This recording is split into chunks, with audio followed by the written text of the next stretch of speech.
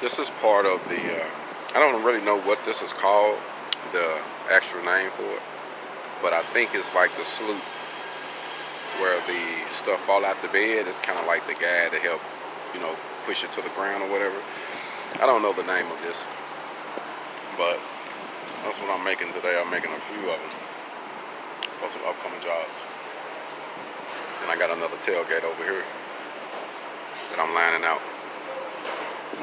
So my goal is to knock these out, but I'm waiting on some parts for this. This is a smaller tailgate than the one I built the other day. So this is like I think this is, nah, this ain't even the standard size. This is a small one. Because the standard size, I think, are 48 inches, I believe. So that's what I'm doing, man. Getting my hog on. Black Phoenix, I'm out.